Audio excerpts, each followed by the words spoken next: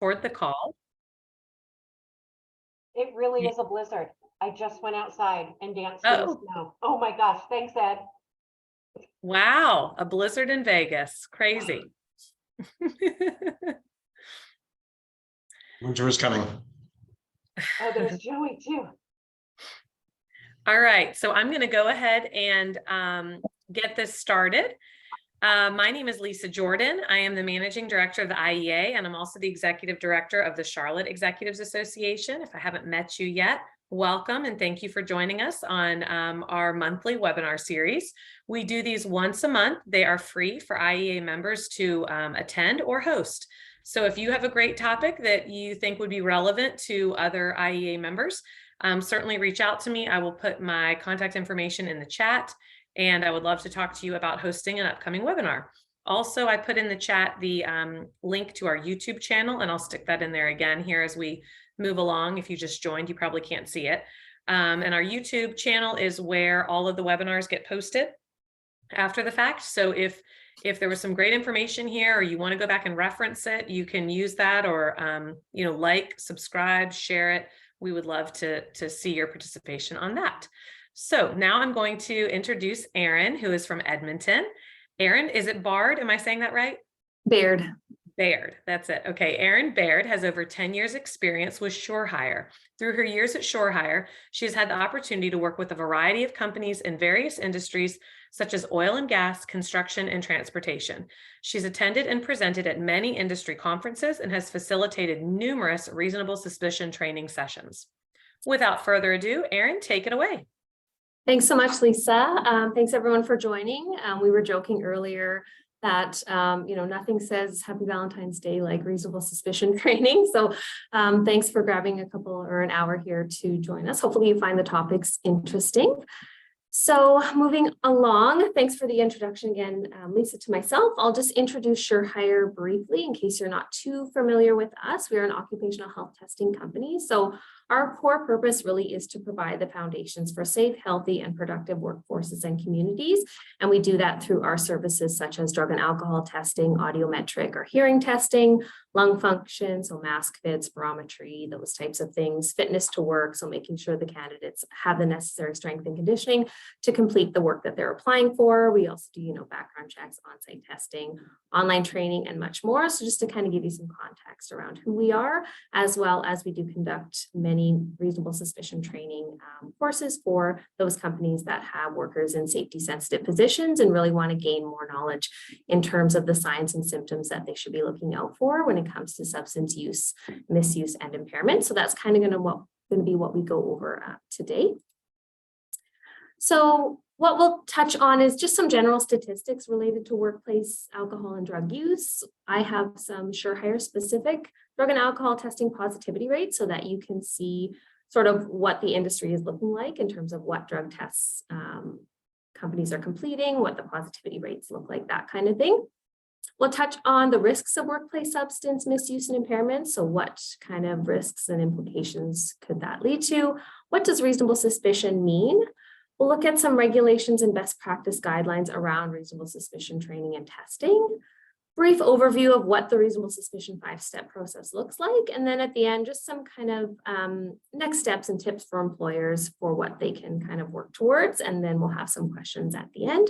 But feel free if, as we go along, if you want to put your hand up or have a question, throw it in the chat, no problem. So what is our current issue? So impairment is a serious issue that is facing today's workforce. According to the National Safety Council, about 75% of adults with a substance use disorder are in the workforce. So many workers, especially through the COVID-19 pandemic, are reporting an increase in stresses and pressures and or health issues, and they could be turning to alcohol or drugs as a coping mechanism. So employers do play an important role in the reduction of those risks associated with drug and alcohol use. No business is immune to the problems that alcohol and drug use can cause. Taking a look at a company that employs 100 people, this is according to Stats Canada from 2019, they determined that 76 employees may be consuming alcohol, 21 may be consuming cannabis, 14 may be using opioids, 2 may be using stimulants, and 3 may be using illicit or illegal substances.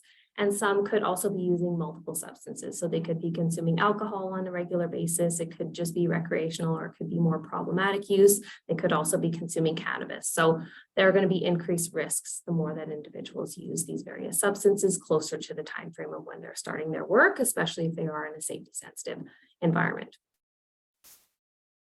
Some general substance use statistics. Substance use is quite common on an international scale, and the stats do vary depending on the substances being consumed, that kind of thing. But it is estimated that nearly 5% of the world's population have used an illicit substance at some point in their lifetime. More specifically, focusing on some Canadian stats, so about 2.6% of Canadians aged 15 and over reported using cocaine in 2020. In 2021, about 6.2 million, or 21% of Canadian adults, reported using cannabis in the last 3 months. And Canada has one of the largest rates of cannabis use in the world, with more than about 40% of Canadians saying they've used it in their lifetime. In 2019, opioid pain relievers were used by an estimated 14.2% of people living in Canada, which is an increase from 12% in 2017.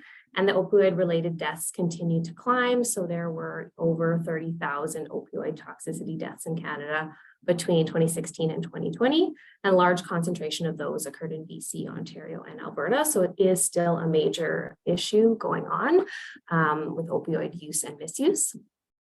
Of the 2% of the general population in Canada who reported prescription stimulant use in 2019, more than a third of those reported problematic use, which is an increase, about a 19% increase from 2017. And about 15% of Canadians who do consume alcohol consume it above Canada's low risk alcohol drinking guidelines. So just to kind of set the stage on some general statistics, there's a million different sort of numbers out there. I just kind of tried to pull a couple that I thought were interesting. Taking a look at SureHire specific drug positivity rates. So this is for all of the drug testing that we did year over year. So I pulled 2021 and 2022 just to kind of compare. In 2021, we did about 77,000 drug tests. In 2022, we did over 83,000 tests, to give you some context. And these are through various different industries that we work with and locations across Canada and the US. We broke it down by a reason for testing. So random testing would be any sort of unannounced test where the person doesn't have prior knowledge that they're being sent in for a drug test. So this could be following a substance abuse professional assessment, or part of that return to work agreement is that they enter into a random follow-up program. It could be part of a regulated program like Department of Transportation. For those transportation companies, they're mandated for their drivers or their transportation workers to be in a random program, or it could just be a company has implemented a random program, or it's a site requirement like Suncor or Syncrude, for example. So for the ones that came in for random testing in 2021, we saw a 15% positivity rate, and 2022, 13%. Pre-employment, this would be a condition of employment if you're wanting to get hired on with a company. Some of them, especially for safety sensitive roles, will have a requirement to complete a drug test as a pre-employment or a condition of employment. So for the ones that came in for pre-employment testing in 2021, we saw 7% tested positive, and 2022 about 8%. For pre-access, this is typically where you are already employed with a company, but you're going on to another contractor work site, and they have a policy that they want to see a negative drug test within the last, 30 to 60 days or 90 days, even depending on the company. There wasn't real significant change, stayed the same at around 4% year over year. And then reasonable suspicion, this would be somebody at the company, a supervisor, hopefully they had the training, determined or felt that that individual was showing signs of impairment and sent them in for a test. We did see a bit of a decrease, not too sure, what could have, factored into that from 2021 to 2022, but went from 44% to 32%. And then post-incident would be following an incident or accident where you would test the individuals involved, send them in for a drug test. So that was stayed the same, around 13%. Moving on to the drugs that actually tested positive. So of the ones that tested positive for those various reasons for testing, took a look at what substances are they actually testing positive for. Not surprising, cannabis is our number one. It's the most popular substance. It does stay in your system for quite some time, depending on, how much you're using, the frequency, duration, that kind of thing. So it's not surprising, especially with the urine test, that we're seeing it in the numbers that we are. It did see a bit of a decrease from 2021. It was at 77%, and then 2022 went down to about 66%. What is surprising, though, is cocaine still continues to be the second highest drug that we see positivity rates for. It is surprising because cocaine doesn't actually last in your system for very long. It's a maximum of about 72 hours. So they would have had to use fairly recently to the time that they got tested. So we saw an 18% positivity rate for 2021 and 2022. Opioids, so these would be ones that either the individual doesn't have a prescription or they're not following their prescription, so they're using more than prescribed. 4% positivity rate there, and then other, we just kind of clumped them all together because they're not significant on their own. This would be things like amphetamines, methamphetamines, benzodiazepines, PCP, that kind of thing. So 16% stayed basically exactly the same year over year. So just kind of give you some insights into what we're seeing within the industry of occupational testing. And then these are the alcohol positivity rates. I won't go through each of them, but reasonable suspicion, again, we saw a bit of a decrease from 2021 to 2022. Although these numbers seem very small, 0.51%, there are a significant number of people when you look at the actual number of alcohol tests we completed. So we did just over 62,000 alcohol tests in 2022. And primarily we're using the breath alcohol or the breathalyzer machine, which has a very short detection time frame, usually anywhere from like 8 to 12 hours. So these individuals are coming in for their pre-employment, to get hired on with a company, and they would have still had alcohol in their system. So even though the number seems quite small when it comes to percentages, it's still a significant number of people that are showing up for their pre-employment test, for example, blowing over on the breath alcohol test. So just giving some numbers there to give you some context. Any questions on the statistics or anything? No. Okay.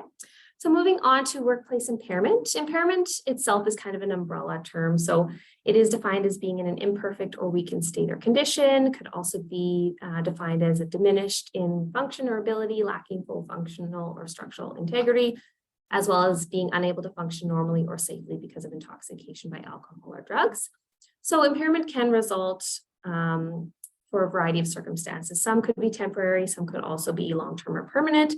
Things could include that could impact impairment, could be family or relationship problems. Maybe there's mental or physical fatigue. That's definitely on the rise in terms of longer shift work, and we're constantly connected to work.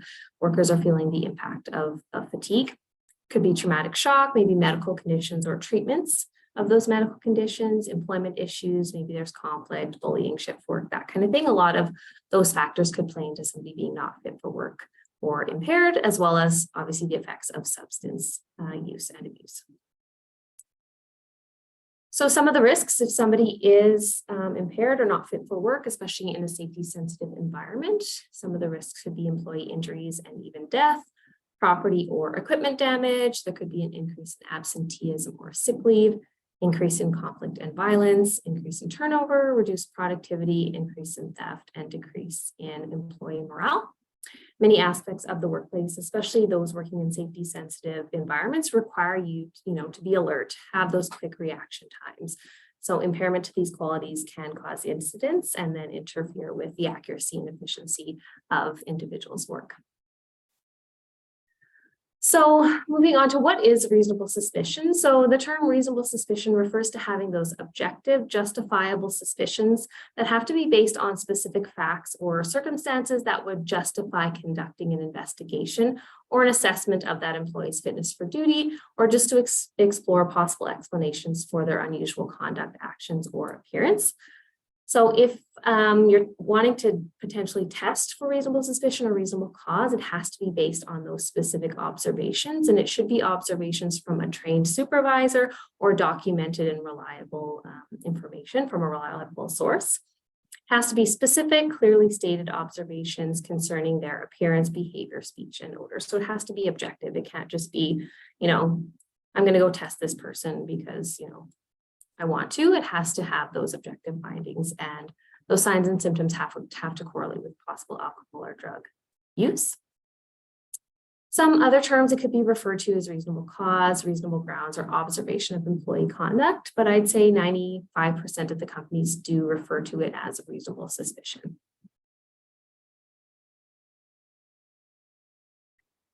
So looking at some of the regulatory guidelines, so there's a couple of you that are from the US, so you might be familiar with US DOT or Department of Transportation.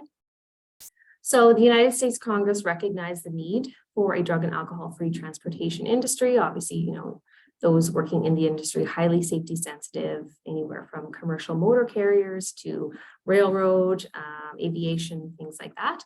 So they passed in 1991 the Omnibus Transportation Employee Act, requiring DOT agencies to implement drug and alcohol testing of those safety sensitive transportation employees.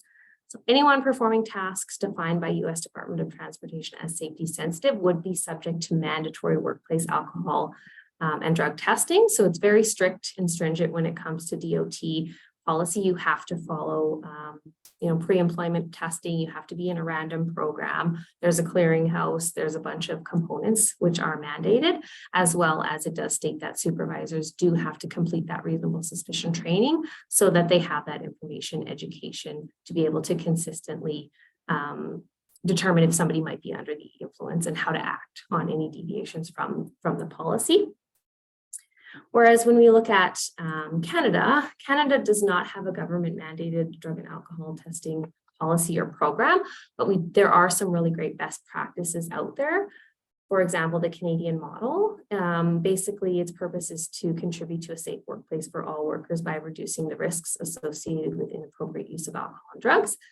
So the Canadian model essentially is a best practice guideline. A lot of the information in the Canadian model does align with DOT policies. A lot of that information was taken from DOT, for example, testing procedures, reasons for testing, testing methodologies, which substances you should test for, associated cutoff levels, and that kind of thing. So essentially, the Construction Owners Association of Alberta and Energy Safety Canada developed this model so that employers have a way to standardize, because there isn't really anything mandated. It's nice to have some type of best practice to follow or standardization. So it touches on, education and training, the testing that they should complete, what sort of disciplinary action should be taken, what's the best process in terms of if somebody does have a substance abuse issue, what can we do in terms of rehabilitation, things like that. So Canadian employers don't have to follow it because, like I said, it's not mandated, but a lot of them do choose to follow it because it is kind of taken from those best practices from DOT. Within the Canadian model, it does state who is subject to reasonable suspicion testing. So it has a really good tool and suggests or recommends that employers implement this in their drug and alcohol policy by defining which positions might be subject to reasonable suspicion testing. So it has this tool that kind of works similar to like a mathematics table where it would touch on, the work activities and the specific exposures to risk, as well as the environment. And based on those components, you could plunk the positions into those various categories. So whether that be completely non-safety sensitive, maybe only in certain situations or environments, could be potentially safety sensitive, maybe they're always safety sensitive, critically safety sensitive, and then there's also that sort of decision maker category as well, where they might not directly be impacted, but the decisions that they're making could affect others that are working in a safety sensitive environment. That being said, though, workplace impairment shouldn't be tolerated under any circumstances. We're just more specifically concerned with safety sensitive positions because they're ones in which impairment could result in direct and significant risk of injury to the employee, others, or the environment. So obviously, example, scaffolder, truck driver, laborer, those are ones where you need to have that quick reaction time. You need to be able to focus, that kind of thing, or else, you could run into incidents, accidents, property damage, death, all of those risks that we talked about a couple slides earlier. So a quick overview of what the reasonable suspicion training program is and how you could potentially introduce it into your organization to help reduce those risks. So what's included, it's basically a 5-step process. So the first piece being that observation piece. So you want to be able to ensure that those observed behaviors or those signs and symptoms actually correlate with possible alcohol or drug use. We want to make sure that those observations are confirmed. So this includes asking additional questions or getting a second opinion from another individual or supervisor who has the training. The necessary documentation is collected and reported. This is really important. Also making sure that it's consistent and kept confidential is going to be key in case there's any kind of grievance or any human rights action that the individual tries to file a claim that the testing was unjustified. You have that documentation there to back you up. It also avoids that sort of he said, she said scenario. Confrontation or conversation, you want to ensure that the appropriate conversations are had again with the employee and that it's in a professional and respectful manner. And then alcohol and drug tests are completed only when absolutely necessary.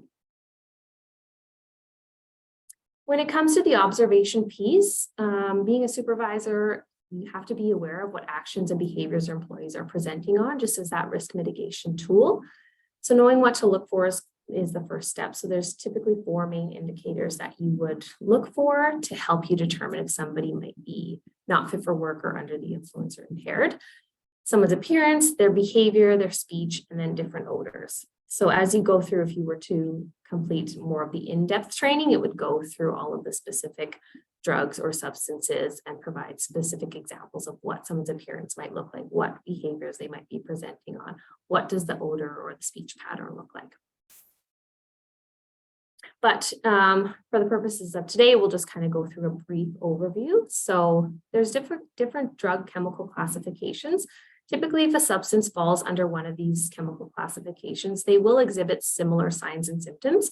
So if you take a look at stimulants, they're going to be ones that increase the activity of the brain, body temperature, heart rate, and blood pressure. So these ones usually cause an increase in anxiety, panic attacks, paranoia, usually cause that hyperactivity. People are talking a lot, can't sit still, fidgeting, pacing, that kind of thing.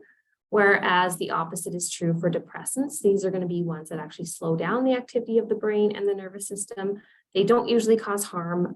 They're taken in smaller amounts, but in larger quantities, they do have more serious side effects, vomiting, unconsciousness, sleep, and death.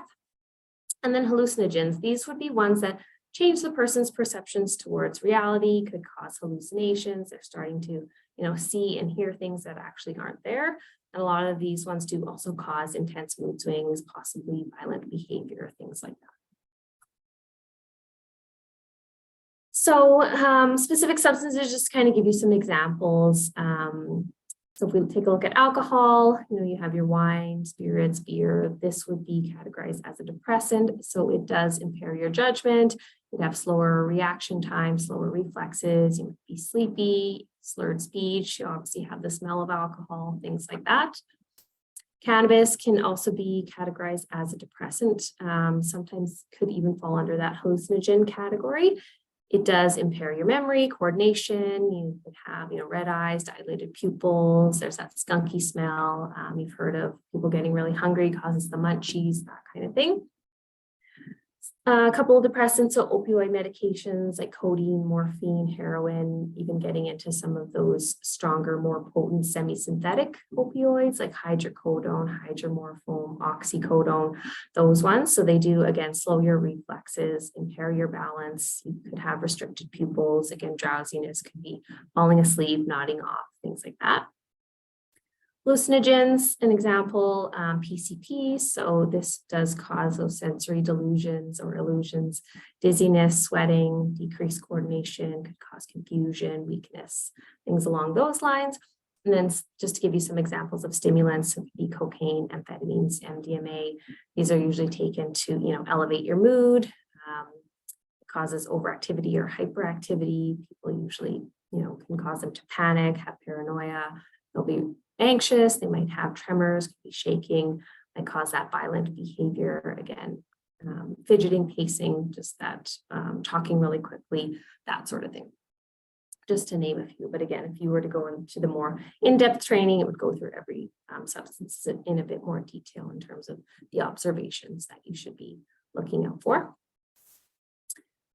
The confirmation piece, so this is the second step. essentially, once you observe the employee and believe that they may be under the influence of alcohol or drugs, you want to confirm your observations before you take any further actions. So there's some things that you can do to confirm. So you can just ask some additional questions. As a supervisor, you do have that obligation to make an inquiry if you do have any suspicions. So it could be as simple as just asking them how they're feeling today. You know, how's your day going so far? How are you managing your tasks? Just to get a little bit more information in terms of, do you notice any different speech patterns? Do you notice any kind of behavioral changes? Do they appear nervous, agitated, stressed, that kind of thing? Also, you can notice if you smell, you know, any substances. Do they have alcohol breath? That kind of thing. So just having, collecting a bit more information and asking some of those additional questions. If you do have access to another supervisor that also has the reasonable suspicion training, it's really a good idea to get a second opinion from them, but it's important to make sure that they provide their own objective findings. You don't want to go up to them and say, you know, I noticed so-and-so smells like alcohol, they were stumbling, they had red eyes, and they already they're looking out for those specific things, where you want them to just, you know, can you go take a look at this individual? I noticed some unusual behavior. If after that conversation, then you both are noticing those same things, then that is confirmation to move on to the next step. So confirmation is just a quick kind of double check or second opinion. So now that you've confirmed, it's important to document your findings. So this again will provide that specific evidence, like I mentioned, that might be required if there's any kind of disciplinary action. It also avoids that he said, she said, like I said, and just provides that support. It's important that all employers have a reasonable suspicion checklist in their drug and alcohol policy, just so that it's easily accessible for all supervisors and managers to utilize. You're keeping that consistent template across the board. It's going to be harder for individuals to say that the testing was unjustified or there was a bias against them if you can show that for every case that have come up, you follow the exact same process, same paperwork, same everything. It's just going to be easier in the event that there's any kind of anybody files a complaint or anything like that. So, you know, there could be various different types of paperwork out there. I've seen a lot of different checklists or documentation. It's more so important that the company keeps it consistent, but it's nice to have a list of all of the potential signs and symptoms in different categories, so it's easy to really check everything off. All attendees for this webinar will receive a copy of SureHire's reasonable suspicion checklist. So if you don't already have one in your policy, feel free to, you know, use that one. Or, you know, develop your own based off of that. But essentially, it should include the employee's name, their number, the date and time. So really specific information in terms of where was this observed, what were the observations, again, being objective, any type of witnesses and their summaries, any other actions that you've taken to date, that kind of thing. So the most important thing is keeping that consistent template and being really thorough and clear and specific in your documentation. The next step would be that confrontation. It's a bit of a harsh word. I like to say conversation. So now that the suspicions have been documented, you have to communicate your findings with the employee. So you want to include, you know, what you've observed. Again, being objective. I noticed a strong smell of alcohol on your breath, red eyes, you were kind of stumbling. Can you explain why, you know, we were observing these things? So not being judgmental or not blaming them, but just stating what you've observed. Why you'll be requesting an alcohol or drug test if that's part of your process and that's in your drug and alcohol policy. And then also explaining what are the consequences if they refuse to comply. Again, always keep in mind you want to be referencing the company's drug and alcohol policy. This conversation or the confrontation step it can be intimidating. It's not very pleasant to have these types of conversations. So there's a few things that you can do to ensure that you're having a successful conversation. So you never want to blame the employee for anything that you observed. Let them know that you're following the company regulations and policies. Again, like I said, be objective, provide those specific examples of what you observed. Maintain your composure, speak with a calm voice, and avoid all conflict. This will just ensure that you keep control of the situation. Be respectful and empathetic to the employee, as there could be unknown conditions that could be contributing to their behavior. So as we kind of said in the beginning, touching on impairment, there could be medical conditions or treatments or things like that that could be contributing to these behaviors. It's not your responsibility to diagnose anything or assume what the problem may be. You're just having that conversation to determine what the reasoning behind why you're observing these things. We would still recommend that you continue on with the drug or alcohol test just to rule that out, but know that there could be some underlying medical conditions at play as well. Doesn't mean the person is fit for work. It could just mean that there's additional steps that they need to take before they're cleared to come back. So maybe they need to go and visit their doctor, change their medication, go on medication, whatever the case may be.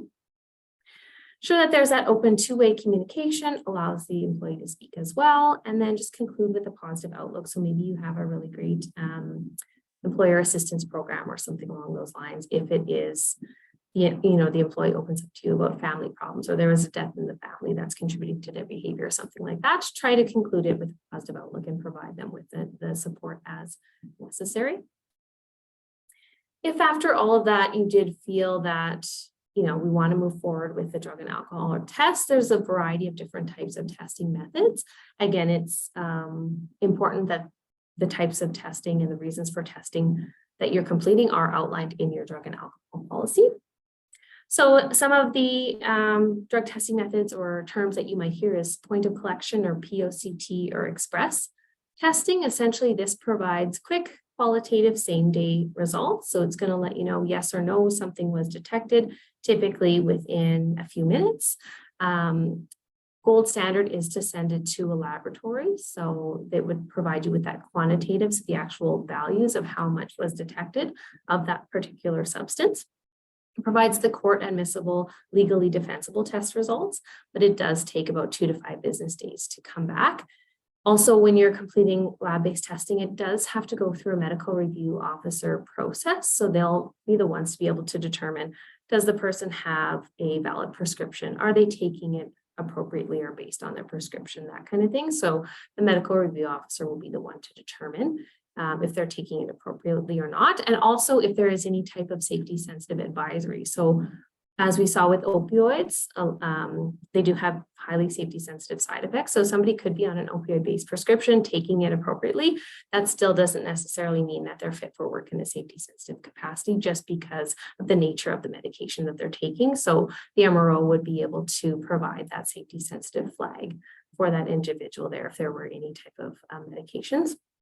Also, when it comes to medical marijuana, for example, the MRO would be able to validate if they have a valid authorization to use marijuana for medical purposes, and they'll validate that it's an actual approved provider, not just that they got, an authorization off of, some sketchy website or whatever. So they'll be able to validate that as well.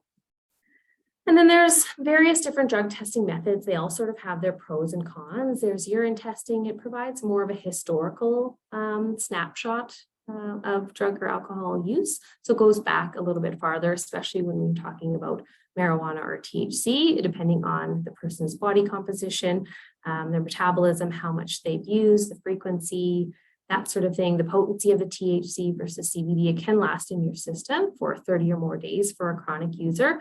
We've seen individuals who've been chronic users for 10 or more years come into our facilities just as private donors, testing weekly to see how long it takes them to, get the marijuana out of their system. And we've seen individuals testing at 8 or 9 weeks, and they're still testing positive after they haven't used marijuana for that period of time. So it provides more of that historical detection window, whereas oral fluid or saliva testing has a shorter detection time frame. It's a closer link to impairment. So a lot of companies we're seeing are actually switching to oral fluid testing for reasonable suspicion purposes, because especially due to marijuana being legalized for recreational purposes, they don't necessarily care if somebody used it on the weekend, but have they used it before their shift or within that 12 to 24-hour window where they have those heightened safety risks or those lingering effects.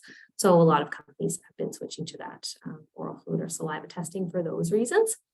Hair testing, we typically don't see a lot in Canada. It's more common in the US. It's, again, provides that historical window. It can test anywhere from 90 days back all the way up to a year, just depending on the length of hair. You need 1.5 inches for every 30 days that you test back. So again, not really applicable for reasonable suspicion, where you want to basically know if the person is currently under the influence or not. Alcohol test types, breath alcohol or the breathalyzer, again, is the more common. It detects that current impairment within the last 8 to 12 hours. So that's where we're primarily seeing probably 90% of the testing. We can also test urine alcohol or urine ETG. It goes back about 72 hours, but it's more so for those cases where the individual has to completely abstain from using alcohol altogether. So a variety of different types of tests, pros and cons of testing methods. So after all that, what can we do? Next steps for employers. So if you don't already have a drug and alcohol policy, it would be kind of your first step to implement one. Some of the components that you'd want to include in a drug and alcohol policy would obviously be setting the stage, set out the purpose of, what is the purpose of this drug and alcohol policy. You want to ensure that it obviously complies with human rights, outline the roles and responsibilities of the supervisors, managers, the employees as well. Outline the reason for testing. So do you do pre-employment, post-incident, reasonable cause testing? What would be the scenarios or reasons when you would complete a drug or alcohol test? Touch on what does self-disclosure and that accommodation process look like, and also outline the confidentiality piece as well. It's important to keep consistent communication of the policy for all staff. So have them regularly review it, or if there's any updates to it, make sure that that's communicated and that they have to sign off on it and review it. Just keeps that top of mind. You'll get a better buy-in from your staff as well if they're understanding the reasons why you've implemented this drug and alcohol policy and how it's going to benefit them in terms of keeping their workplace safe and keeping them safe. It just, again, promotes that safety culture if they know that you're taking this seriously, you're following the necessary steps. Complete the reasonable suspicion training. So this is going to help you get that education. It's going to reduce some of the misinformation that's out there in terms of substance use and the signs and symptoms and things like that. Again, it keeps it consistent. Everybody's on the same page in terms of what are those signs to look out for? What is the necessary process? What does the documentation look like that we have to complete, that kind of thing? And then it just shows that you as an organization take impairment seriously and will be following up and have that education and training to be able to determine if somebody shows those specific signs of impairment, and you will be following up with completing the testing if necessary. And then make sure you're reviewing and updating accordingly as things change, as the best practices change. Helpful tools, look at the Canadian model if you're in Canada to see what types of best practices are out there and what other companies are doing. We have a lot of great resources on our website. So, industry definitions and articles from our subject matter experts. So I have a little link in there if you want to check out some of our resources. We also have, we call it Sure News. So it's our monthly newsletter. Again, some interesting new articles. We're going to be adding some more US specific information in terms of specific state laws and things like that. There's free checklists and templates and things like that. And then, you can always feel free to reach out to me, including my email there if you have any specific questions or need access to any types of other resources or anything along those lines. So I'll open it up to any questions. Thanks, Erin. That was a lot of great information and really eye-opening in some ways, I'm sure, for many of us. So does anyone have any specific questions for Erin? Don't be shy.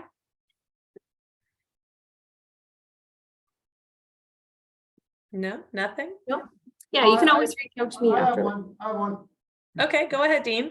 Yeah, hey, Erin, how have you seen the legalization of marijuana affect, especially pre-access testing or pre-employment testing and that, especially in the oil sands and with the oil and gas companies in Alberta and Saskatchewan, BC? Mm-hmm. Yeah, for pre-employment, we have seen some companies actually switch to oral fluid testing because it has that shorter detection timeframe, like I mentioned. And we also have some companies kind of trying to get the best of both worlds. They're doing both. So they're doing a urine express to get that instant accurate result. But if it comes up for marijuana or THC, then they're sending or they're completing another sample for oral fluid, sending that to the lab because they want to just know if they've used within that 12 to 24 hours where there's that heightened risk. So that's where they're kind of doing a combination of both. For some of the major sites in Fort McMurray and stuff like that, they're still doing urine. They don't really care. It hasn't really impacted. They want to know, like they use it as more of a risk mitigation. So if you're using cannabis, regardless of if it's legal or not legal, you're at a heightened safety risk to have an incident. So they're still completing urine testing, but we have seen a lot of companies adjust in terms of post-incident reasonable cause to using the oral fluid, or that some combination of both.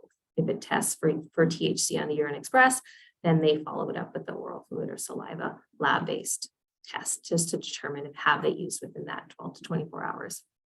Interesting. And I guess to elaborate on that, is that then, is law enforcement going to oral then to look for marijuana impairment in motor vehicle accidents, that sort of thing? Or?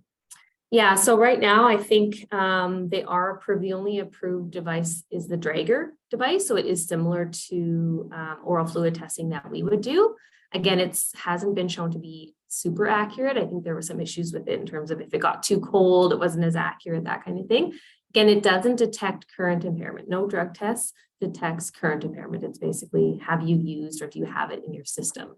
So it's really hard, especially with THC, the way that it's metabolized differently in everyone, the more, it can build up in your system because it is a fat soluble drug. So like I gave that one example, that individual took 9 weeks. They're obviously still not impaired, but it's still in your system. So for roadside, I think they're primarily using, they have like drug recognition experts that will do a test, like a roadside sobriety test, that kind of thing. And then I think based on that, they might do the Draeger oral fluid. And I think even in extreme cases, they might even do a blood test. But again, none of those have really been proven to pinpoint, are you currently impaired from THC? We are on the wait list. There is a new technology coming out. I think the name is called Hound Labs or something like this. They're developing a cannabis breathalyzer. So we have our name on the wait list to try it out. So yeah, as we're always, looking to kind of be cutting edge and be innovative and see if there's any new technologies out there. So hopefully, that would solve a lot of the problems that we're hearing from companies, especially when it comes to cannabis legalization. So for now, that's the best we can have. Great. Any other questions? Okay, well, as I mentioned, you can find this recording on our YouTube channel by the end of the week. It is the link to that is posted in our chat and also at IEAweb.com. Thank you, Erin, for giving of your time today and sharing with us this great information. Really appreciate it. And we will see you all next month. Thanks so much. See ya.